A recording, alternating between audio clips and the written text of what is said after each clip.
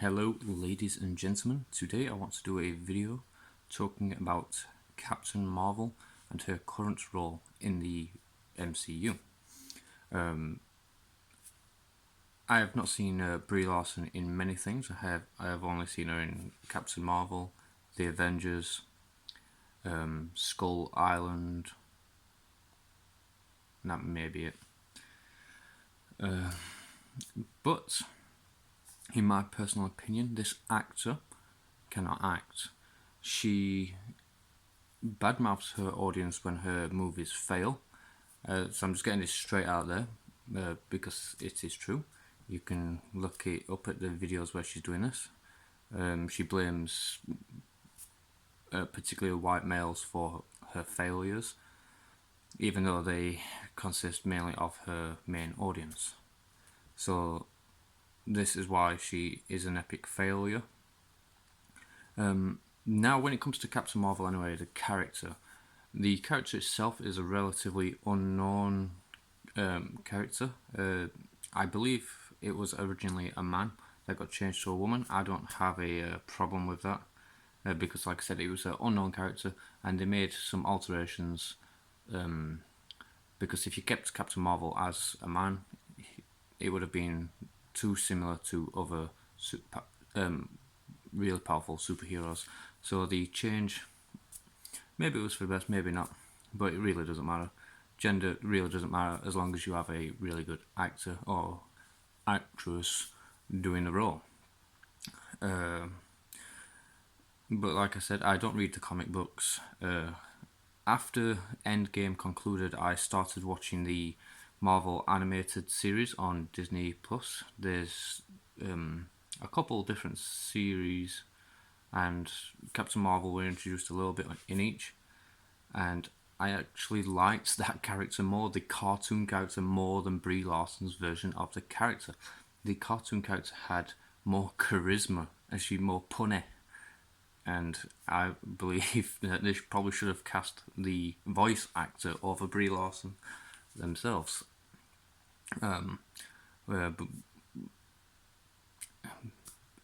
Going back to Brie Larson, maybe it's just coincidence, but all the roles I've seen her in, she's wearing a tank top, a very tight tank top, and she's quite a busty lady. I'm not saying this has got anything to do with anything, but maybe not. As far as looks go, she is quite a beautiful woman, but she's not a beautiful woman in the sense that she's attractive because she's super annoying and blames people for all her problems. Now, obviously, when it comes to movies, you assume looks have nothing to do with it. The best actor gets cast. But in recent years, this is not so. You would never see a really, really ugly. Well, I say ugly. I don't really care what people look like, but for on screen, you would not see like a super ugly person cast in a lead role. They need some kind of sex symbol to sell the product. And nobody's talking about this because nobody wants to point at when you're going to cast ugly people. I'm ugly. There's plenty of ugly people in the world. But no one's fighting for this because nobody wants to call each other ugly if you've never noticed. But when it comes to Captain Marvel, the Captain Marvel movie itself, it was just boring.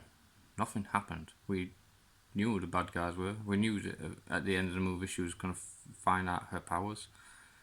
It was boring, and in my opinion, that's why it failed. And her blaming the audience made it more of a failure in itself. Then we get to the Avengers. She disappears at the beginning, which, if you are a movie lover, you know for a fact 100% that person is going to turn up at the end. And that's what she did. In total, I think she had like 13 minutes runtime, and she come in, saved the day, blah blah blah. Which, in my personal opinion, took took away from all the characters that have just been spending like 3 hours building up till this finale, and it ruined the movie. I did not particularly enjoy Avengers Endgame because of this. I did like the fact that it ended with Iron Man, because the MCU ended how it began, with Iron Man. It's just same with Game of Thrones. It began with Jon Snow and Daenerys Targaryen, and it ended with them. But when a superpowered, relatively unknown character comes into the universe, a relatively unknown character at that, it takes away from all the characters that have been building up before. And this is where Captain Marvel, for me, has lost her credibility. I am not particularly fond of watching movies that are going to put the audience down. They had the scene in Endgame where all the females united. Now, the odds of that happening on a battlefield is just fucking crazy big. But and it's so unrealistic that the fact you just take time out of a fucking battle to stand still and pause for a camera or no one for a scene. It's just ridiculous. Captain Marvel 2 is also on the horizon. Whoopie-doo.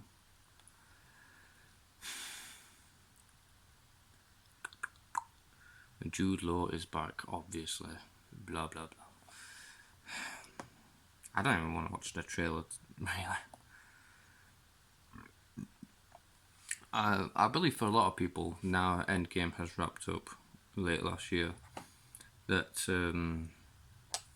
excuse me, that is it for the MCU. It is dead. It's going to die a slow, painful death, and they probably should have left it at the end game and started not like a reboot, but introduced new characters and their stories thereof. They're in the animated series, the Avengers animated series. They did a story about a group of heroes called the Inhumans, where they I would highly recommend watching them. Yeah, but they was quite interesting, and not Captain Marvel, Miss Marvel, who based her name on Captain Marvel, was introduced, and I think they did a fantastic storyline doing that. The Red Hulk was also in the animated series, which makes people think now what's going to happen with the Hulk, because he's won the battle between Bruce Banner and the Hulk and found it in between, and he became Dr. Hulk or whatever frickin' hell he's called. So, and he's damaged his arm, so you got to set yourself what's going to happen next to the Hulk. How many stories can you go down? The Hulk only ever got beaten when he went up against Thanos, and I particularly don't see the Hulk going against Galactus if he is indeed the next villain of the MCU.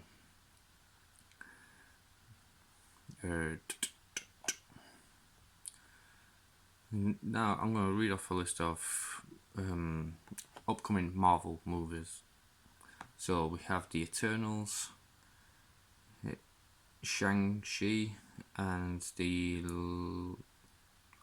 Legend of the Ten Rings. Yeah, sorry, Arthur the right one missing there. Morbius, I don't know what that is. Black Widow movie, the new Venom movie. Some of these are going to be DC, by the way.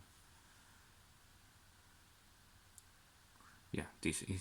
I was just thinking that Venom, DC or Marvel, but obviously it's Marvel. Then there's Suicide Squad, that's why I got confused. Then Untitled Spider-Man movie, Thor and the Love of Thunder, Black Panther 2, and Captain Marvel 2. So there probably will be more released later on, or Guardians of the Galaxy 3, Doctor Strange 2, more of them have just popped up. there's going to also be another Spider-Man movie into the multiverse. Spider-Verse, sorry. But this video is specifically for Captain Marvel and Brie Larson herself. Like I said, she's a beautiful woman. But she is a complete and utter cunt. Deadpool 3 as well being announced. Sweet. Oh, for another Fast and Furious. Oh, God. I'll do a video about that another day. But Brie Larson herself, she either has to do two things when it comes to this franchise for it to succeed. One of them is just walk away from the wall, pass the mantle to somebody else, like most superheroes do. And to be honest, that would not be a bad thing for her. It may actually save her acting career. The other is she changes her ways and she doesn't have to like white men, but she does not have to talk about them or slag them off at accepting Oscars or whatever. She could be more polite and, for God's sake, woman, get a style of clothing. If you've ever seen her in her outfit while she's conducting her interview, she is a terribly dressed lady. It looks like she just walks through a cupboard and whatever stuck to her, she just kept on. I'm not the best dressed individual in the world, but my God. Oh, the new Mutants is finally being released. Sweet. So, that is my prediction for Captain Marvel. I have been trying to think of what would be a worthy adversary for her, considering she took out Thanos like that. And I honestly can't think of any. Maybe somebody like Beta Ray Bill, and once she's beat Beta Ray Bill, or she sees him as a worthy opponent, and then she tells him about Thor, somebody who can help her. That could possibly happen, but someone standing up on her level of power, right now I haven't got a clue. I will actually just Google most powerful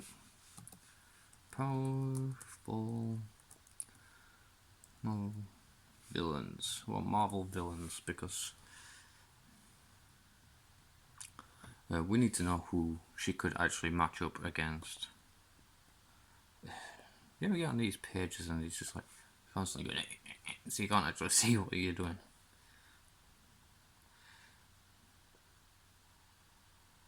Personally, I think an interesting way they could do this is introduce the X-Men into it, and Jean Grey may be a worthy adversary against her, and it could balance Jean Grey between her and the Phoenix. I know the Phoenix story has been done to death, but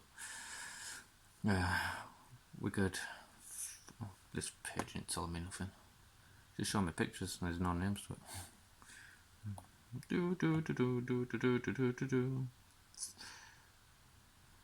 25 most powerful cosmic Marvel villains.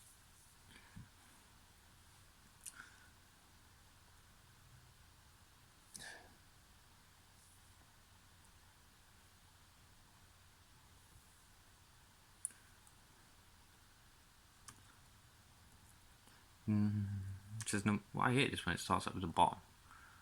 Number 25, Venom. Who cares? Right, so it says number 1 is Galactus. But it depends how they bring Galactus into the fold. Like, if you remember the Fantastic Four, Galactus was portrayed as just a big ball of gas, and it was terrible. I actually liked the original Fantastic Four, by the way. I know it's an unpopular opinion, but it was at a stage where movies did not know what they was doing, and like Marvel movies didn't know what they were doing, whether it be a comedy, whether you should take it seriously, and I rather enjoyed them. So you can hate me for that. personal opinion. But so Ambrexus, I'd never heard of this individual. When there was the first universe came into existence, well before the multiverse formed, Ambrexus came into being. Blah blah blah.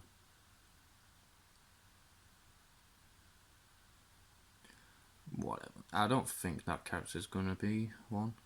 Thanos is number 3. So if she can beat Thanos, then only the top 2 you would think get introduced and has a chance.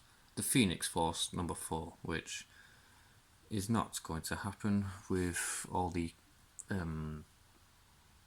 controversy about X-Men and Marvel Universe, blah blah. The Beyonder, never heard of him.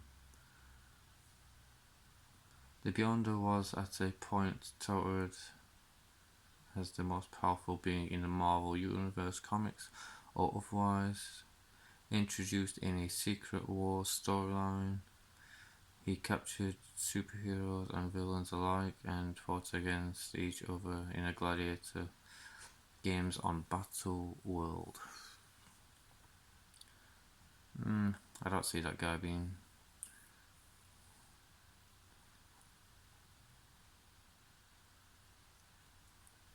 A lot of these characters just seem unrealistic. Now, if I had to take my best guess, I would either say, if they introduce Jean Grey, maybe her,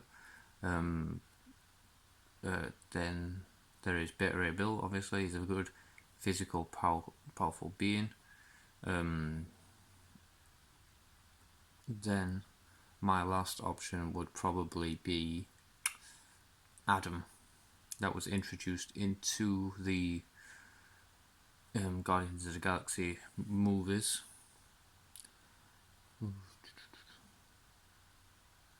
The Fallen One, the very first Herald of the Galactus. So basically, it did what the Silver Surfer did in the original Fantastic Four.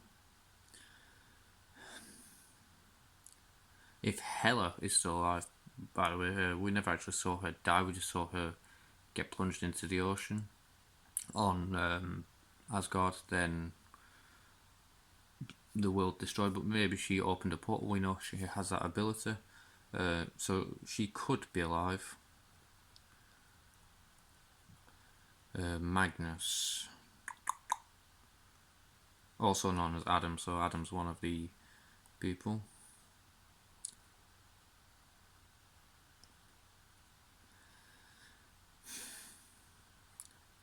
But it's just weird when it comes to it, because you have to think, what kind of being is going to fight Captain Marvel? Is it going to be one that uses a lot of powers, or is it going to be a physical fight being? It's probably going to be a mixture of the two. And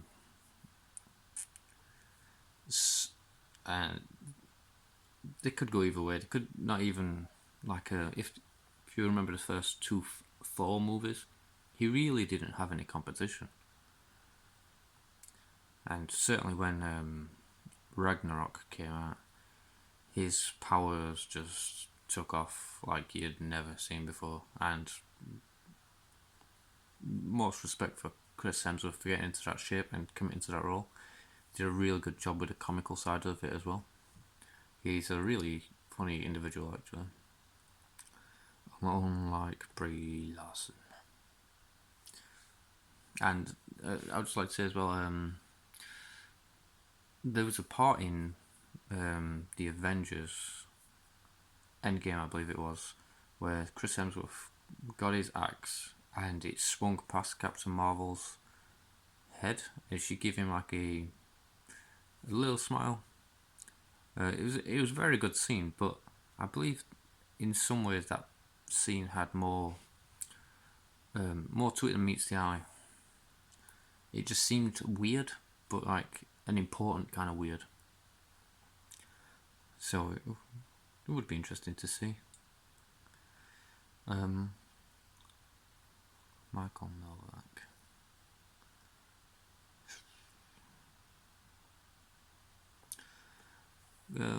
Well, I can't really see a lot of good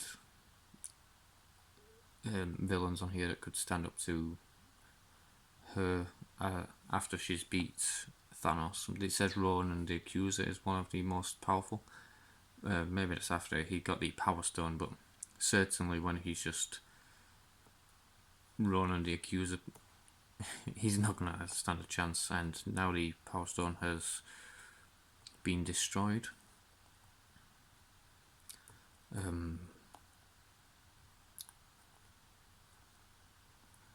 He's definitely not a threat to her. He also says Venom as well, which I don't see happening. Anyway, that's my predictions for Marvel, Captain Marvel. Excuse me, maybe I'm wrong, maybe I'm right. Or maybe they don't introduce a villain aspect to it. Maybe it's just finding herself, exploring more of the universe, and maybe bringing more heroes or villains to light. Maybe she loses her powers again, because this is a trope that happens in quite a lot of movies, like the original Thor. Gets sent to Earth, loses his powers because he's not worthy, then becomes worthy once again. It could happen in Marvel, who knows. But that's my predictions anyway, and I hope you liked the video, and I'll catch you next time around.